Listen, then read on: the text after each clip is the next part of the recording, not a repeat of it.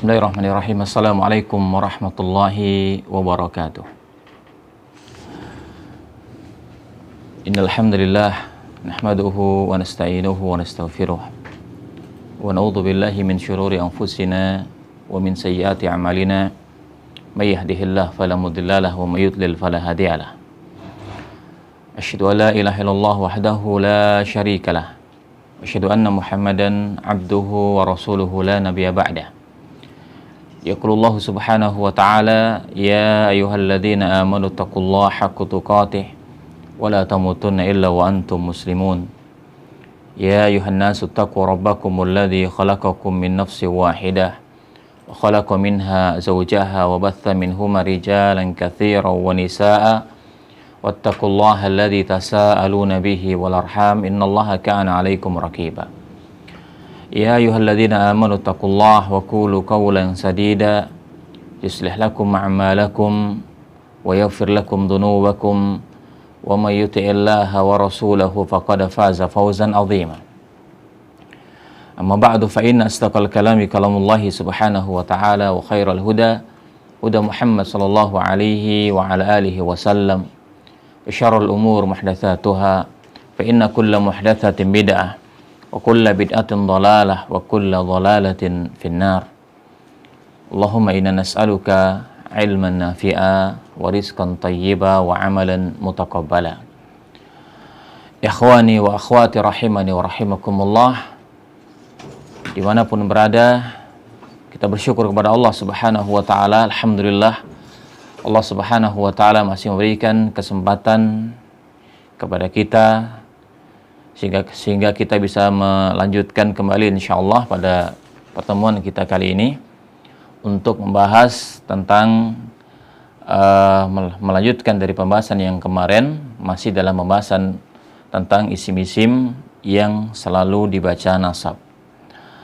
Ikhwani wa akhwati rahimani wa rahimakumullah, ini adalah pertemuan kita yang ke-15 dari mempelajari tentang kaidah-kaidah dalam ilmu i'rab. Pada pertemuan sebelumnya telah kita bahas tentang i'rab isim yang kedua, yaitu i'rab isim yang nasab atau mansub. Telah kita bahas dalam pertemuan tersebut di antara isim-isim yang i'rabnya selalu mansub atau selalu nasab adalah ada 5 macam isim yang kemudian 5 macam isim tersebut dinamakan dengan al-mafail. Al-mafail atau yang artinya adalah maf'ul, jumlahnya ada 5 macam. Maka di sana ada yang pertama adalah al-maf'ul bihi. Kemudian yang kedua adalah al-maf'ul al-mutlaq. Dan yang ketiga adalah al-maf'ul li ajlih. Yang keempat adalah al-maf'ul ma'ah. Dan yang kelima adalah al-maf'ul fi. Ya. 5 macam maf'ul ini yang kemudian kita sebut sebagai al-mafail dalam hal i'rab, maka i'rabnya selalu dibaca nasab, harus dibaca mansub. Ya.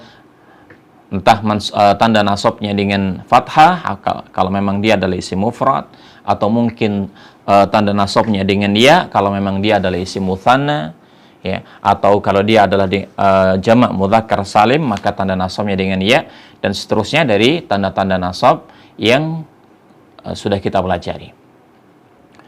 Pada pertemuan kali ini insyaallah kita akan meneruskan kembali. Masih ada beberapa isim yang lain yang dalam hal i'rabnya selalu dibaca nasab.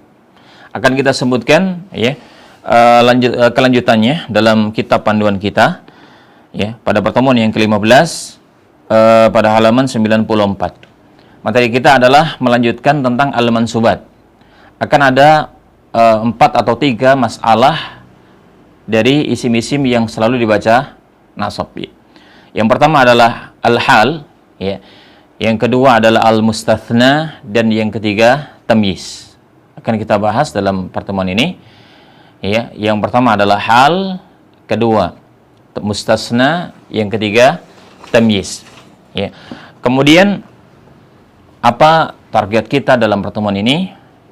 Pertama, kita harus bisa membedakan antara satu jenis mansubat dengan jenis-jenis yang lain. Karena isim-isim yang nasab ini jumlahnya yang paling banyak. Kemarin al-mafa'il ada 5, ya. Kemudian sekarang ditambah 3 lagi. Maka berarti ada 8 isim-isim yang selalu dibaca nasab. Kita harus bisa membedakan antara perbedaan satu isim yang nasab dengan isim nasab yang lain. Ya. Kita harus bisa membedakan antara hal dengan mustathna dengan tamyiz. Ya, kemudian kita bisa mengi'rab ya isim-isim yang nasab ya, dan membuat kalimat-kalimat yang mudah, yang ringan dari susunan-susunan isim yang dibaca nasab yang tersusun dari hal atau mustasna atau tamyiz. Baiklah para ikhwan dan para akhwat rahimani wa rahimakumullah, kita masuk dalam pembahasan yang pertama. Kita bahas dulu tentang definisi dari al-hal. Al-hal para ikhwan dan para akhwat, a'azzani Allah wa iyyakum jami'an. Hal secara bahasa itu artinya keadaan. Ya, secara bahasa hal artinya adalah keadaan. Kita sering mengatakan atau bertanya kepada sahabat kita, kaifal hal atau kaifa haluka, bagaimana keadaanmu? Ya, karena memang hal secara bahasa artinya adalah keadaan. Baik. Adapun secara istilah dalam ilmu i'rab, ya, secara istilah dalam ilmu i'rab yang dimaksud dengan al-hal adalah isim yang nasab, kemudian nakirah. Ya, isim nasab dan nakirah. Ya. Makna dari isim nakirah telah kita bahas dalam pertemuan yang lalu, adalah isim yang penunjukannya umum. Ya. Di mana isim nakirah adalah di antara tandanya dia adalah isim yang tidak terdapat alif lam. Ya, tidak terdapat atau tidak diawali dengan al atau alif lam. Ya, sehingga isim nakirah itu harus ditanwin. Baik. Jadi isim yang nasab dan nakirah. Kemudian fungsi atau tujuan dari kita mendatangkan hal adalah untuk menerangkan keadaan suatu perbuatan. Inilah fungsi utama dari al-hal. Kenapa harus ada al-hal dalam sebuah kalimat? Karena fungsinya adalah untuk menerangkan keadaan suatu perbuatan. Sebagai contoh misalkan, jika kita mengatakan dalam kalimat Muhammad telah datang. Ya, Muhammad telah datang. Bahasa Arab kita mengatakan jaa Muhammadun. Telah datang Muhammad. Kalimat ini sebenarnya telah sempurna. Ketika kita mengatakan jaa Muhammadun, kalimat sempurna. Dapat dipahami baik oleh orang yang berbicara maupun oleh orang, karena kalimat sudah sempurna, telah ada fiilnya yaitu jaa, dan telah ada fa'ilnya atau subjeknya yaitu Muhammad. Kalaupun berhenti di situ jaa Muhammadun, kalimat sempurna. Tetapi kalau kita ingin menambahkan penjelasan bagaimana cara datangnya Muhammad, bagaimana keadaan Muhammad ketika datang, apakah Muhammad datang dalam keadaan berjalan kaki, atau apakah Muhammad datang dalam keadaan berkendaraan, Muhammad datang dalam keadaan riang gembira, atau Muhammad datang dalam keadaan menangis, atau dalam keadaan-keadaan yang lain. Ya, karena seorang datang dengan berbagai macam bentuk keadaannya. Kalau kita ingin melengkapi kalimat tersebut, misalkan kita mengatakan bahwa Muhammad itu datang dalam keadaan berkendaraan, maka kita mengatakan jaa Muhammadun rakiban. Ya. Kata rakiban itulah yang disebut dengan al-hal dalam bahasa Arab. Kalau kita ingin mengatakan Muhammad datang dalam keadaan berjalan kaki, kita akan mengatakan jaa Muhammadun masyian. Ya, Muhammad datang dalam keadaan masyian, berjalan kaki. Ya, itulah inti. Jadi kesimpulannya adalah bahwa hal itu datang dan fungsinya, ya, atau tujuan kita mendatangkan hal adalah untuk menerangkan keadaan suatu perbuatan. Baik. Kemudian disebutkan dalam kitab kita, yang diterangkan keadaannya itu adalah disebut sebagai sahibul hal. Yang diterangkan keadaannya itu namanya adalah sahibul hal. Kalau hal, ya, jika hal adalah isim yang menerangkan suatu keadaan. Dalam contoh tadi kita mengatakan jaa Muhammadun rakiban. Muhammad datang dalam keadaan berkendaraan. Rakiban adalah hal. Karena dia adalah isim, nasab, dan nakirah. Menerangkan keadaan, ya, suatu perbuatan sebelumnya. Maka dia adalah hal. Siapa yang diterangkan keadaannya? Dalam contoh tadi, siapa yang berkendaraan? Siapa yang datang dalam keadaan berkendaraan? Jawabannya adalah Muhammad. Ya, maka Muhammad itulah yang disebut sebagai sahibul hal. Taib, kita membuat contoh yang ada di kitab panduan kita. Kita menyebutkan ada dua contoh. Contoh yang pertama, kita mengatakan syaribtu al-ma'a safiyan. Maknanya adalah syaribtul ma', saya meminum air. Yang air yang saya minum itu kondisinya, keadaannya adalah safiyan, air yang jernih. Perhatikan contoh ini. Maka kata safiyan itulah yang disebut dengan al-hal. Ya. Dan hal i'rabnya harus selalu dibaca nasab. Oleh karenanya kalau kita meng'irab kata safiyan, i'rabnya adalah halun mansubun bil fathah. Ya. Kemudian kata alma, ya, dalam contoh tadi alma, ya, dialah yang disebut sebagai sahibul hal, ya, karena dialah lafaz yang diterangkan keadaannya, ya, yang diterangkan keadaannya. Yang jernih itu apa? Yang jernih adalah air. Maka berarti alma itu adalah sahibu al-hal. Taib. Contoh yang kedua, kita mengatakan kharaja Zaidun minal baiti khaifa. Artinya adalah Zaid telah keluar dari rumahnya dalam keadaan khaifa, dalam keadaan takut, ya, dalam keadaan takut. Taib. Dalam contoh yang kedua ini khaifan, itulah yang kita sebut sebagai al-hal karena dia adalah isim yang nasab dan nakirah menerangkan keadaan. Ya, kita i'rab khaifan halun mansubun bil fathah. Mana sahibul hal? Siapa yang diterangkan? Siapa yang takut? Ya, yang takut adalah Zaidun. Berarti sahibul hal adalah kata Zaidun. Baik. Dapat kita simpulkan para ikhwan dan para akhwat rahimani wa rahimakumullah, hal adalah isim nasab nakirah yang berfungsi sebagai penjelas tentang keadaan sesuatu, menerangkan keadaan sesuatu. Dan hal dalam hal i'rab maka selalu dibaca nasab.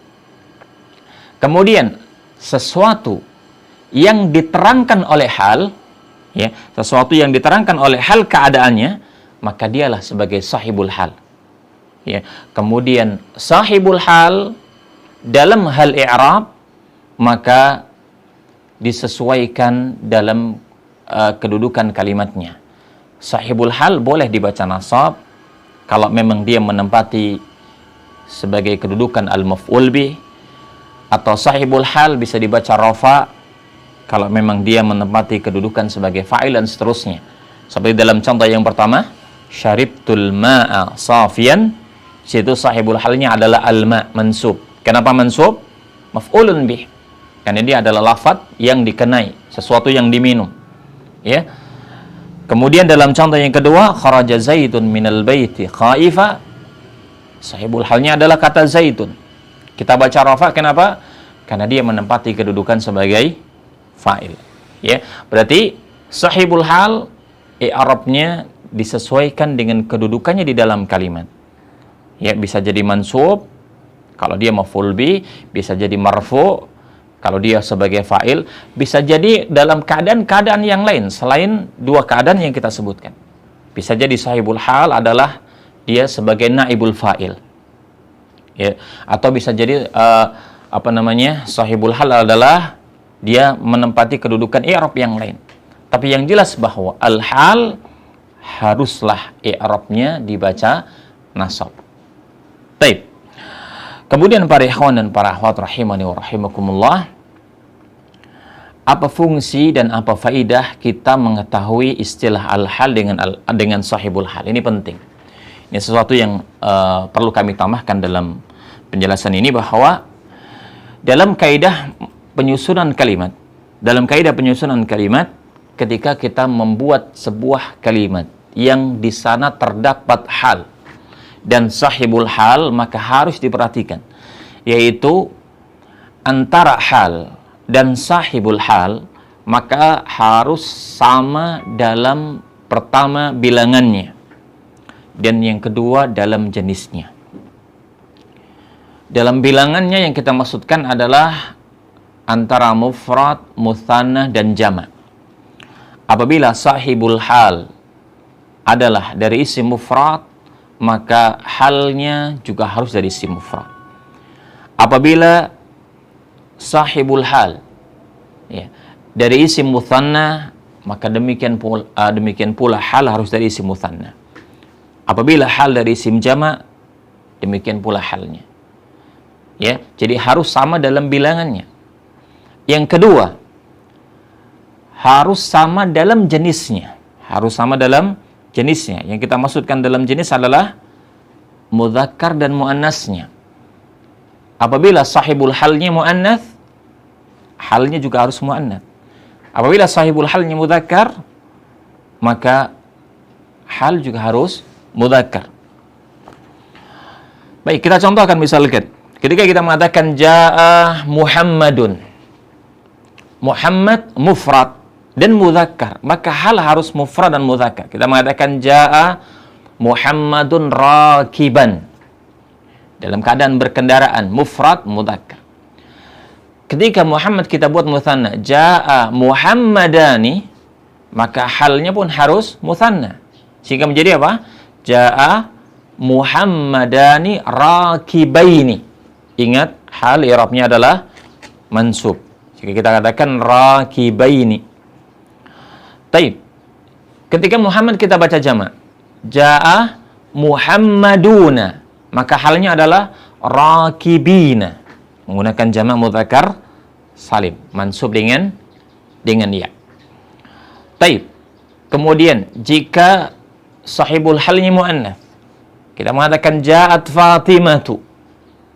Ja'at Fatimah, maka halnya adalah rakibatan, dengan ada ta marbutah untuk menunjukkan muannas.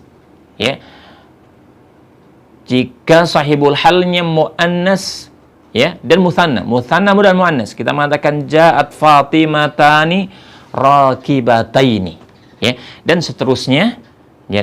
Dan dari contoh-contohnya, yang penting adalah kita harus samakan antara hal dengan sahibul hal, samakan antara bilangannya mufrad, mutsanna atau jama', dan samakan dalam jenisnya antara mudzakkar dan muannas.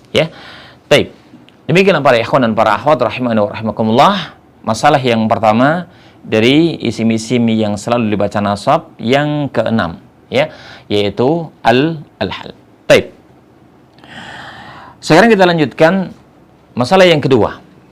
Di antara isim-isim yang selalu dibaca nasab juga adalah al-mustathna, yang kita sebutkan dalam halaman yang ke-95 dari kitab panduan kita. Apa makna al-mustathna? Secara bahasa, al-mustathna artinya adalah sesuatu yang dikecualikan. Al-mustathna artinya yang dikecualikan. Adapun secara istilah dalam ilmu i'rab, yang dimaksud dengan al-mustathna adalah isim yang nasab, isim yang dibaca nasab. Kemudian yang menjadi perbedaan antara al-mustathna dengan semua isim-isim nasab yang lain adalah bahwa al-mustathna ini harus jatuh setelah adawatul istisna. Jatuh setelah adawatul istisna. adawatul istisna artinya adalah alat-alat untuk mengecualikan.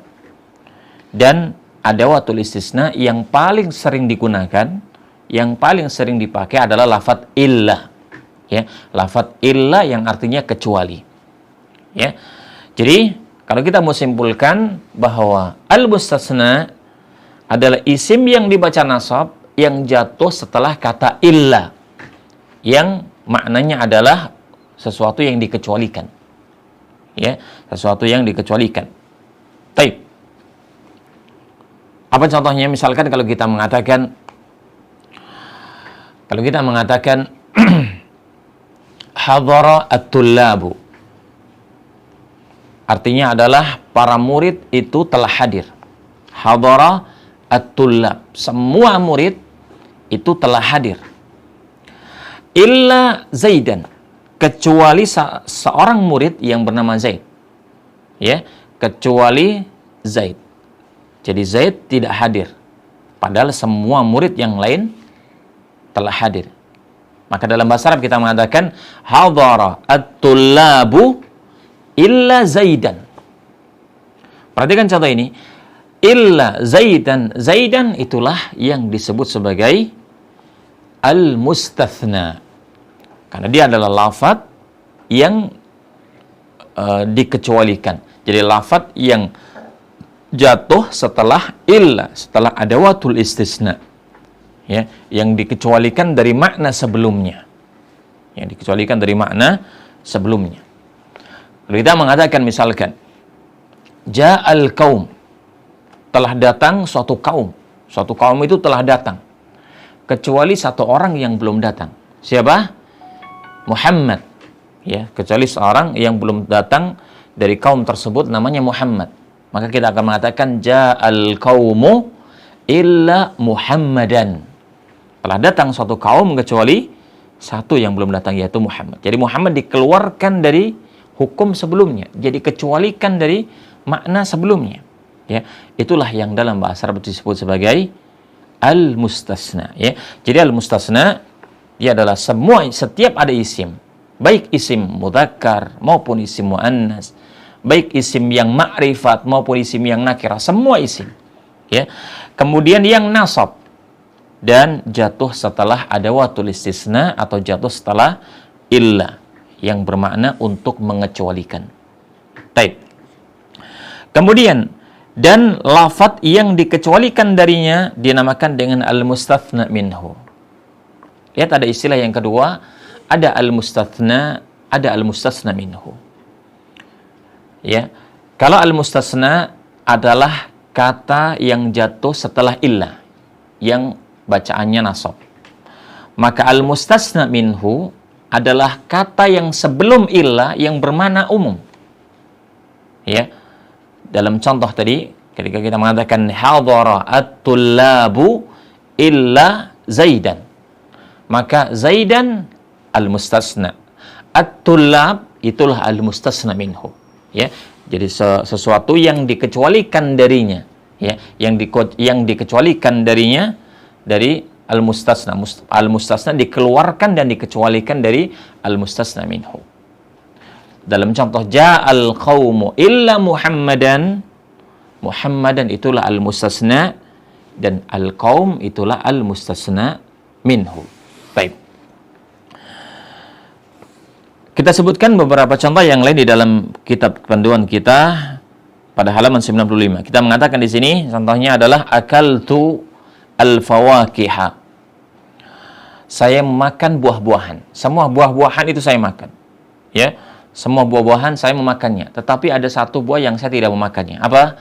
Contohnya misalkan buah apel. Maka kita akan mengatakan akaltu al-fawakiha illa tufaha. Ya, illa at-tufaha. Taib, dalam contoh ini at-tufah itulah yang disebut sebagai al-mustathna. Makanya dalam i'rab kita mengatakan at-tufaha mustathna mansub dan tanda nasabnya dengan fathah, mansubun bil fathah. Taib. Dalam contoh yang kedua kita mengatakan hadarat tullabu illa Zaidan. Ya.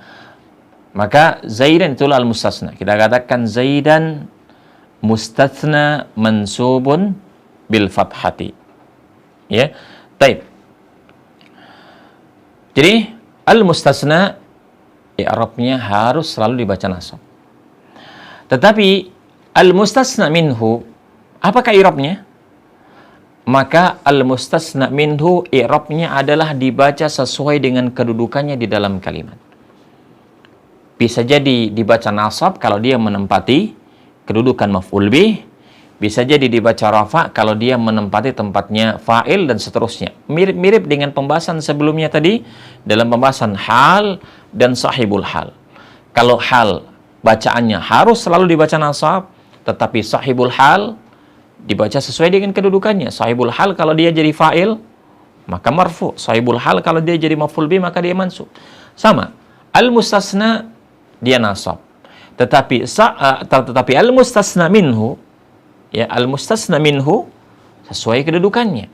Kalau dia menempati kedudukan fa'il, maka dia marfu. Kalau dia menempati kedudukan maf'ul bih, maka dia akan mansub. Makanya dalam contoh yang pertama, akaltu al-fawakiha.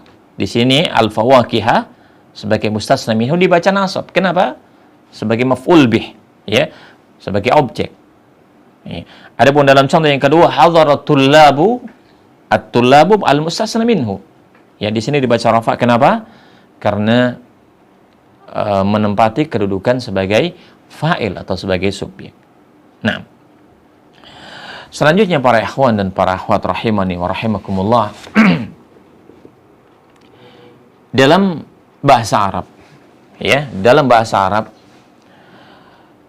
kalau kita meneliti kalimat-kalimat yang berbahasa Arab, ternyata akan kita dapatkan bahwa tidak semua isim yang jatuh setelah illa pasti bacaannya nasab. Kalau kita membaca ayat-ayat Al-Quran atau hadis-hadis Rasulullah yang di sana terdapat kata illa, terdapat huruf istisna, yaitu illa, ternyata akan kita dapatkan, ya, bahwa terkadang kata yang jatuh setelah illa boleh tidak dibaca nasab. Ya, artinya harus ada kaidah, harus ada kaidah yang mengarahkan kepada kita bahwa kata yang jatuh setelah illa itu apa bacaannya? Apakah pasti i'rabnya sebagai mustasna atau ada kemungkinan yang lain?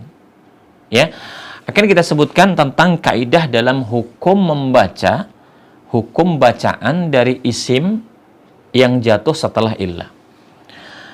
Setidaknya ada 3 hukum kita sebutkan dalam halaman 95. Yang pertama, ya, jadi kita bahas tentang apa? Tentang hukum bacaan isim yang terletak setelah illah. Apakah harus kita baca nasab atau boleh dibaca dengan bacaan selain nasab? Ya. Baik. Kita sebutkan di sini, pertama, kata yang jatuh setelah illah ini wajib dibaca nasab. Ya, wajib dibaca nasab. Artinya kalau dibaca selain bacaan nasab, ini adalah bacaan yang salah. Pertama, wajib dibaca nasab. Kapan itu terjadi? Ya, itu terjadi adalah apabila kalamnya positif. Kalamnya positif. Apa ini maksud dengan kalam positif? Kalam positif adalah kalam yang tidak didahului oleh huruf nafi atau huruf yang artinya untuk peniadaan. Huruf nafi dalam bahasa Arab biasanya 2. Pertama adalah ma an-nafiyah, ma yang artinya tidaklah, ya. Dan yang kedua adalah an-nafiyah, la yang artinya tidaklah. Ya. Jadi apabila sebuah kalimat, ya, sebuah kalimat itu tidak didahului oleh ma atau tidak didahului oleh la, berarti kalimat ini kita katakan kalimat yang positif. Ya, baik.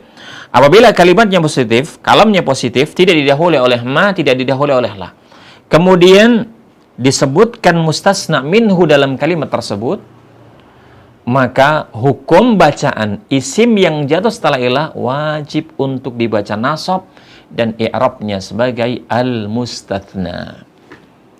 Apa contohnya? Contohnya adalah contoh yang tadi kita sebutkan. Kita baca lagi contoh yang tadi. Kita mengatakan akaltu al-fawakiha. Lihat dalam contoh ini, akaltu al-fawakiha. Kalamnya positif, tidak ada ma, tidak ada la. Kita tidak mengatakan ma akaltu, bukan. Kita tidak mengatakan la akaltu, tetapi kita mengatakan langsung akaltu al-fawakiha. Tidak ada ma, tidak ada la. Berarti kalimatnya positif. Kemudian disebutkan mustasna minhu, yaitu al-fawakiha. Al-fawakiha adalah mustasna minhu. Maka dalam kondisi seperti ini, jika ada illa, maka setelahnya wajib untuk dibaca nasab. Kita mengatakan akaltu al-fawakiha illa tufaha. Kalau dibaca illa tufahu atau illa tufahi misalkan, adalah bacaan yang salah, bacaan yang keliru, yang tidak sesuai dengan kaidah dalam lughah al-Arabiyah. Baik, dalam contoh yang kedua kita mengatakan hadara at-tullabu. Ini kalamnya positif atau tidak? Positif. Kenapa? Tidak ada ma, tidak ada la. Tidak didahului oleh huruf-huruf nafi. Ya, disebutkan mustasna minhunya apa tidak? Disebutkan. Itu kata at-tullab. Ya. Maka hukum bacaan isim yang jatuh setelah illa wajib dibaca nasab. Kita mengatakan hadaratul labu illa zaidan.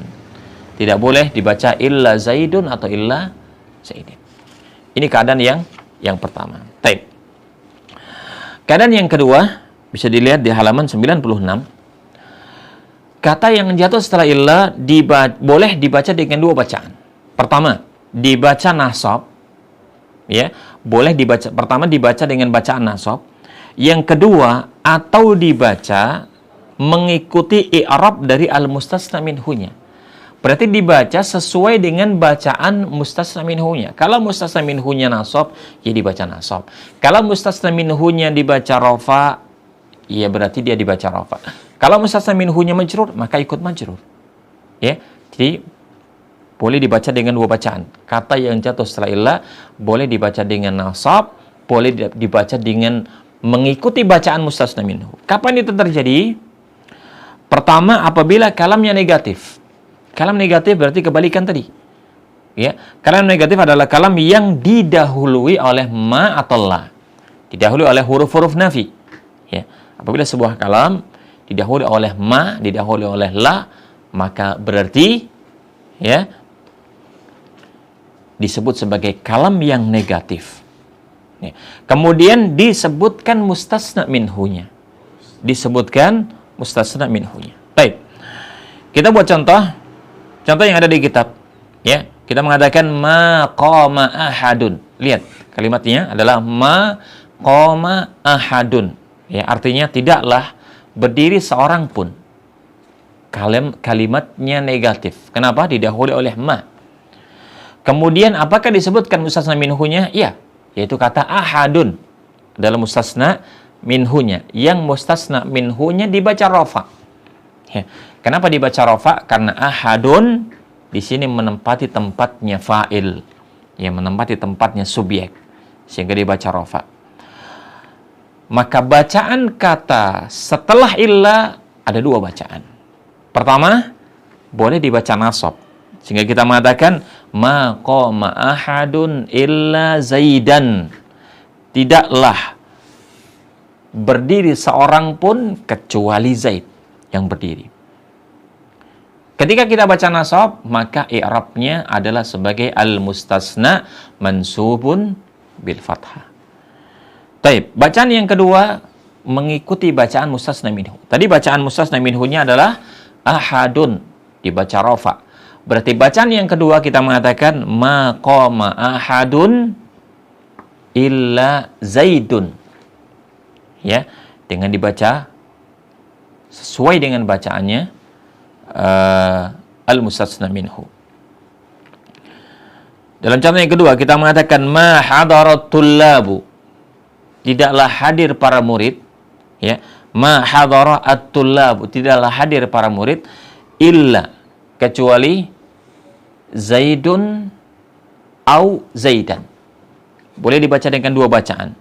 Kenapa ya, ikhwan? Karena kalamnya negatif. Lihat didahului oleh ma. Ma hadara. Kita tidak mengatakan hadaratul lab, tetapi kita mengatakan ma hadaratul lab. Tidak hadir para murid. Ya.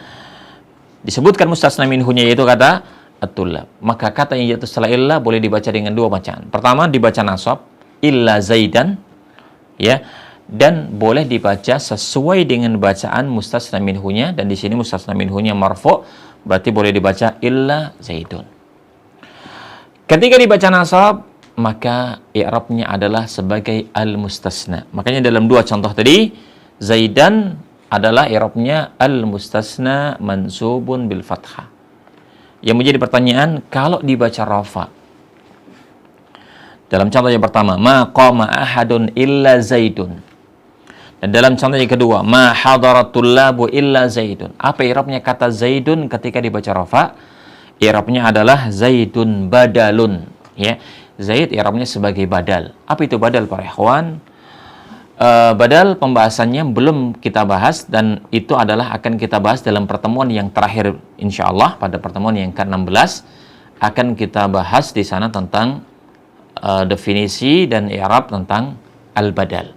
Ya, yang jelas dalam contoh ini kata zaidun i'rabnya adalah sebagai badal marfu'un bil fathah. Adapun tentang makna badal dan definisinya akan kita bahas insyaallah pada pertemuan kita yang ke-16. Baik. Itu adalah hukum bacaan yang kedua. Kemudian yang ketiga para ikhwan rahimani rahimakumullah, hukum bacaan isim yang jatuh setelah illa itu dibaca menurut kedudukannya di dalam kalimat.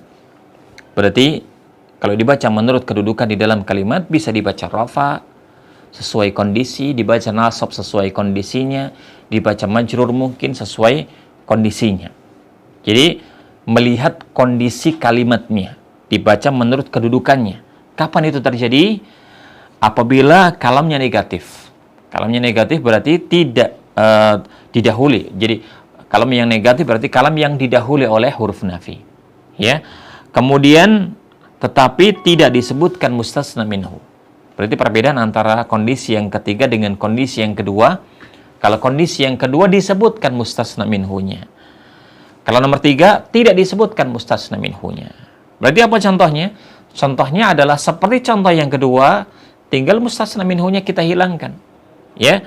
Maka menjadilah kita mengatakan ma qama illa, langsung kita mengatakan ma qama illa zaidun. Maka di sini kata zaidun itu dibaca sesuai dengan kedudukan di dalam kalimat. Ya. Dan di dalam contoh ini kata zaidun adalah menempati kedudukannya sebagai pelaku, sebagai fa'il, sehingga harus dibaca dengan bacaan rafa. Karena ya tidaklah yang berdiri kecuali Zaid, berarti Zaid yang berdiri. Ya, maka dia adalah sebagai subjek atau fa'ilnya. Ya, dalam contoh yang kedua kita mengatakan ma qultu illa al-haqqa. Ya, ma qultu illa al-haqqa. Di sini al-haqqa dibaca sesuai dengan kedudukannya, dan dalam contoh ini menempati tempatnya nasab karena al-haq di-i'rab sebagai al-maf'ul bih, ya, menempati tempatnya al-maf'ul bih. Dalam contoh tadi ma hadaratul labu illa zaid, kalau mustasna minhu kita hilangkan maka akan menjadi ma hadara illa zaidun, ya, menempati tempatnya fa'il karena dia yang tidak datang. Ya. Baik, kesimpulannya para ikhwan dan para akhwat rahimani wa rahimakumullah, al-mustasna dia adalah lafadz yang dikecualikan. Ya, dia adalah isim yang nasab, jatuh setelah illa. Berarti kalau ada isim jatuh setelah illa, tetapi bacaannya tidak nasab, berarti dia bukan mustasna. Ya, seperti dalam contoh tadi. Makanya kita mengatakan mustasna adalah isim yang nasab saja, isim yang nasab yang jatuh setelah illa. Ya, itulah definisi dari al-mustasna. Baik. Baiklah para ikhwan dan para akhwat rahimani wa rahimakumullah. Kemudian yang ketiga kita teruskan. Yang ketiga di antara isim-isim yang selalu dibaca nasab, yang ketiga adalah at-tamyiz. At-tamyiz secara bahasa artinya adalah penjelas. At-tamyiz maknanya sama dengan at-tabyin, penjelas.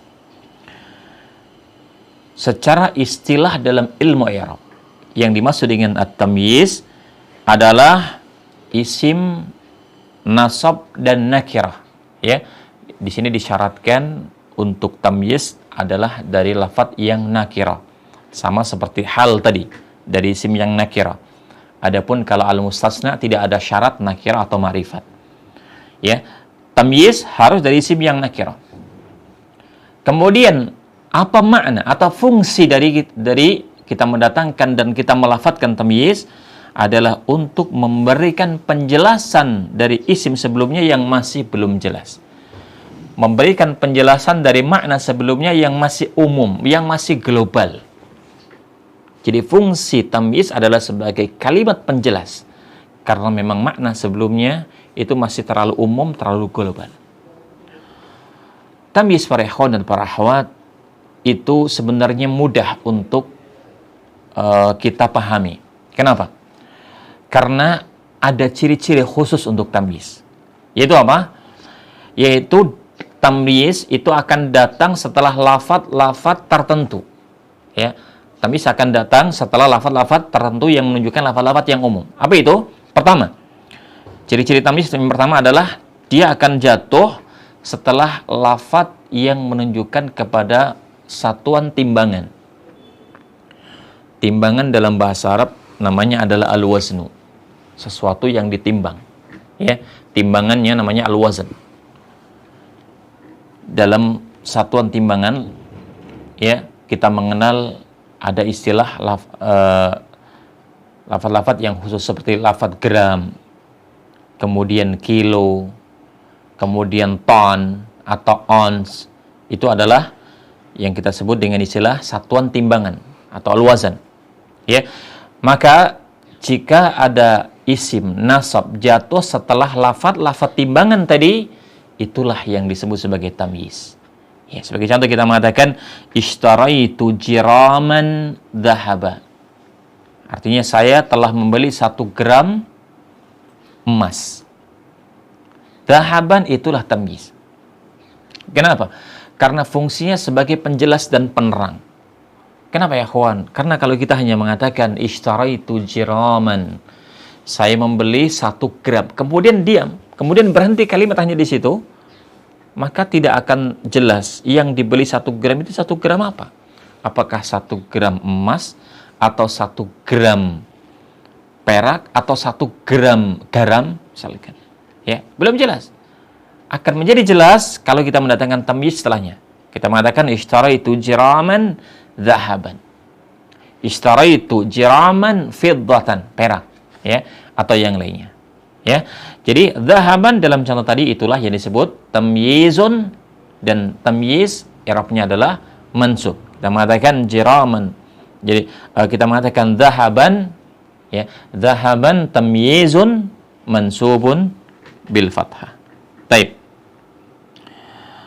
Yang kedua adalah tamyiz juga ciri-cirinya adalah jatuh setelah lafadz yang disebut dengan al-kail atau takaran. Satuan takaran. Ya. Tamyiz jatuh setelah lafadz yang menunjukkan kepada makna takaran. Karena terkadang suatu benda itu tidak ditimbang tetapi ditakar. Di negeri kita, ya, sesuatu yang dilakukan oleh semuanya adalah untuk benda-benda cair. Itu biasanya ditakar, seperti minyak, ya, dan yang lainnya, bensin. Itu ditakar dengan takaran apa? Liter. Jadi liter itu adalah satuan takar, bukan timbang. Ya, baik. Kemudian di sebagian tempat dan di sebagian daerah, ya, kalau kita membeli beras dan yang sejenisnya, ada takaran khusus yang disebut dengan istilah gantang. Itu juga sama satuan takar yang berlaku dan ada di negeri kita. Di negeri Arab, takar ada satuan sendiri. Ya, kita sebutkan 2 contohnya. Yang pertama adalah mud. 1 mud adalah takaran 2 cakupan tangan, ya, orang dewasa, ya, yang 2 tangan ini disatukan, dijadikan satu, kemudian tidak terlalu direnggangkan atau dirapatkan, ya. 2 cakupan tangan ini adalah disebut dengan takaran 1 mud. Ya, 1 mud adalah 2 cakupan tangan orang dewasa. Taib. Kemudian 4 kali mud, ya. 1 mud dikali 4, 4 kalinya mud, itulah yang disebut dengan sa'. Ya. Dengan takaran yang disebut dengan sa', dan 1 sa' itulah takaran yang yang kita wajib untuk mengeluarkan zakatul fitr. Zakatul fitr itu ukurannya adalah 1 sa'. 1 sa' berarti 4 kali mud. Ya, 4 kali mud. Baik, kalau kita mengatakan misalkan akhadtu sa'an tamran, saya mengambil 1 sa', ya, berupa kurma. Ya. Maka lafaz tamran itulah tamyiz, ya. Tamran itulah tamyiz karena dia adalah merupakan kata penjelas. Kalau kita hanya mengatakan akhadtu sa'an, saya mengambil 1 sa', maka tidak akan difahami. 1 sa' apa? Bisa jadi 1 sa' kurma, bisa jadi 1 sa' beras, 1 sa' gandum, ya. Akan menjadi jelas kalau kita mendatangkan tamyiz setelahnya, dan tamyiz dibaca mansub, ya. Tamran tamyizun mansubun bil fathah. Itu yang kedua. Yang ketiga, di antara ciri-ciri dari tamyiz adalah jatuh setelah lafaz jarak. Jatuh setelah lafaz-lafaz yang menunjukkan satuan jarak. Dari jarak yang terpendek maupun jarak yang terpanjang. Dalam satuan jarak kita mengenal ada istilah senti, ada istilah meter, ada istilah kilometer, ada istilah yang lainnya. Ya, dari satuan-satuan jarak. Nah, di dalam lafaz-lafaz Arab, ya, ada satuan jarak yang sangat dikenali oleh mereka. Yang pertama adalah lafaz shibran. Shibran sering diartikan jengkal dalam bahasa kita. Ya, shibran adalah ukuran dari ujung ibu jari sampai ujung kelingking. Itu adalah lafaz shibran. Ya, kalau kita mengatakan misalkan di sini ishtaraitu shibran ardon, saya membeli 1 shibran, 1 jengkal. Apa? 1 jengkal tanah. Ya, ardon. Ini contohnya misalkan. Nah, ardon itulah tamyiz. Ya, tamyiz, dan tamyiz selalu dibaca nasab. Ada lafaz yang kedua misalkan dalam satuan jarak, termasuk satuan jarak yang dilafadzkan di lafaz-lafaz Arab adalah lafaz dhira. Dhira, ya, artinya adalah hasta. Ya, kalau shibran itu jengkal, kalau dhira adalah hasta. Ya, dan mungkin di sana ada lafaz-lafaz yang lain. Ya. Semisal kita lafaz ada istilah lafaz mil, 1 mil, kemudian ada istilah farsah, 1 farsah, dari jarak-jarak tertentu yang itu diketahui oleh semuanya. Ya, jadi yang penting bahwa tamyiz adalah lafaz isim yang nasab jatuh setelah satuan jarak, baik jarak yang terpendek maupun jarak yang terjauh. Inilah para ikhwan dan para akhwat rahimani wa rahimakumullah. Jadi tamyiz, ya, di antara menjadi tamyiz, cirinya sangat mudah. Ya, tamyiz cirinya sangat mudah. Dia adalah lafaz isim yang nasab dan nakirah. Nasab dan nakirah jatuh biasanya setelah lafaz yang menunjukkan kepada makna timbangan atau takaran atau jarak tertentu. Nah, kemudian para ikhwan dan para akhwat rahimani wa rahimakumullah, ada satu masalah yang belum kita cantumkan di kitab panduan kita, yang oleh para ulama juga digolongkan dan dimasukkan ke dalam golongan al-mansubat, yaitu isim-isim yang dibaca nasab. Apa itu? Yang keempat kita akan sebutkan sebagai pelengkap, ya, di antara isim-isim yang dimasukkan oleh para ulama ke dalam golongan al-mansubat adalah al-munada. Adalah al-munada. Apa makna al-munada? Al-munada secara bahasa artinya, munada artinya adalah seseorang yang dipanggil. Al-munada sesuatu yang dipanggil.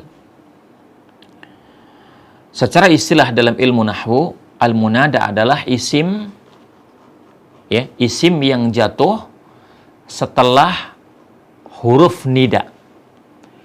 Ya, isim yang jatuh setelah alat atau huruf yang berfungsi sebagai untuk panggilan. Huruf nida yang sering digunakan adalah lafadz ya. Huruf ya yang setelahnya ada alifnya. Ya, itu adalah alat nida, huruf nida. Maka kata yang jatuh setelah huruf nida itulah yang disebut sebagai al-munada. Ya, kalau kita mengatakan ya Muhammad, ya Zaid, ya fulan, ya Abdullah, ya, maka itulah al-munada. Ya, jadi al-munada adalah setiap isim, biasanya dia adalah nama orang, karena kita tidak memanggil kecuali pasti nama orang, ya. Setiap isim atau nama yang jatuh setelah huruf nida atau huruf ya, maka itulah yang dalam bahasa Arab disebut sebagai al-munada. Kemudian, para ikhwan dan para akhwat rahimani wa rahimakumullah, al-munada itu ada dua hukum. Ya, al-munada ada dua hukum. Lafaz yang dipanggil ada dua hukum. Pertama, jika nama yang dipanggil itu adalah terdiri dari satu kata. Misalkan kita memanggil nama Zaid, kita memanggil nama Muhammad, kita memanggil nama Umar, kita memanggil nama Mahmud, cuma satu kata.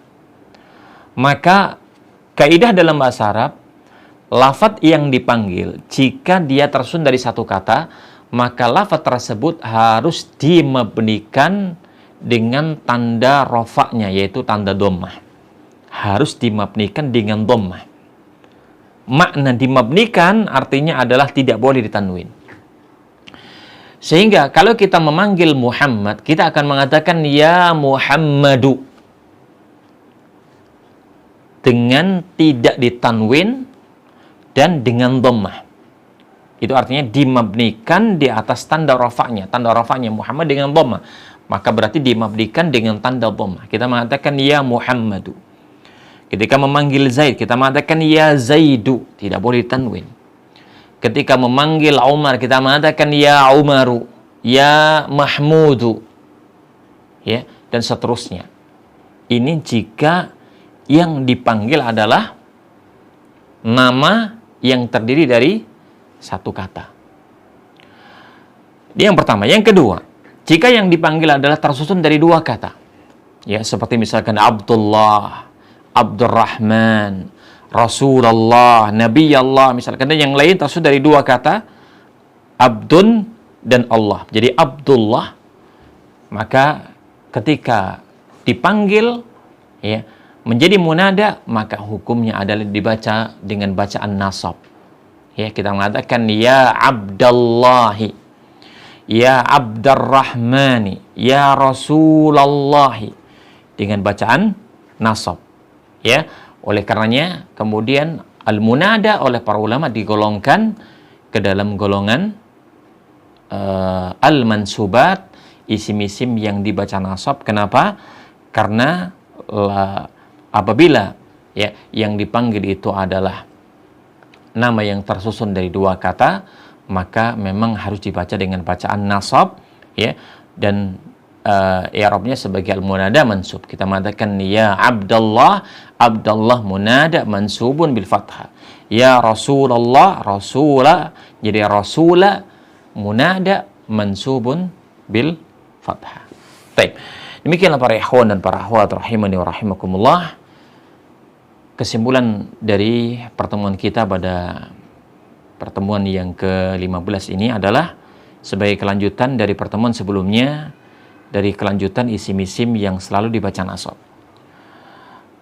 Kalau kita simpulkan, isim-isim yang selalu dibaca nasab adalah, pertama, isim-isim yang selalu dibaca nasab.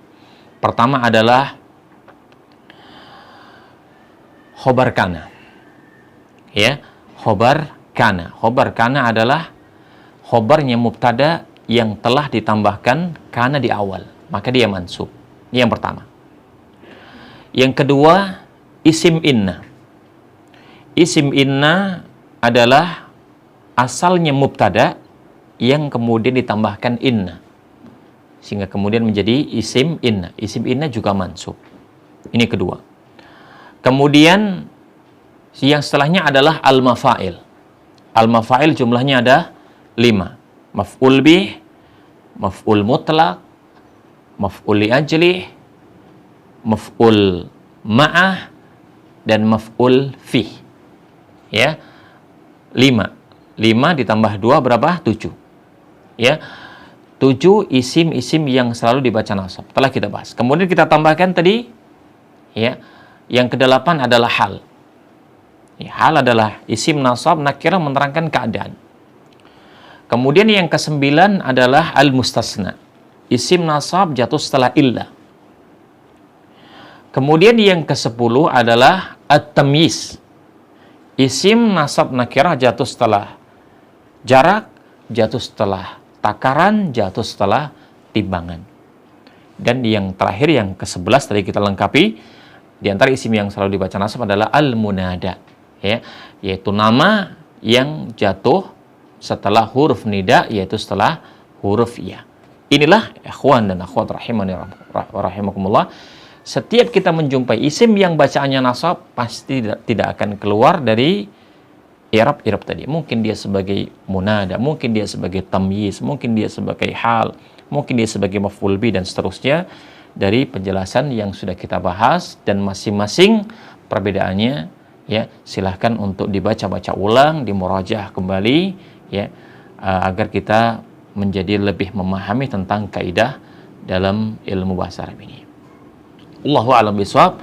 Insyaallah taala tinggal satu masalah dalam pembahasan i'rab yang belum kita bahas, yaitu i'rab isim yang dibaca majrur. Ya, i'rab isim yang selalu dibaca majrur, insyaallah akan kita lengkapkan pada pertemuan kita yang ke-16 biidznillah subhanahu wa taala.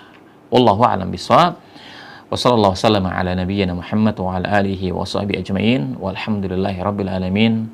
Assalamualaikum warahmatullahi wabarakatuh.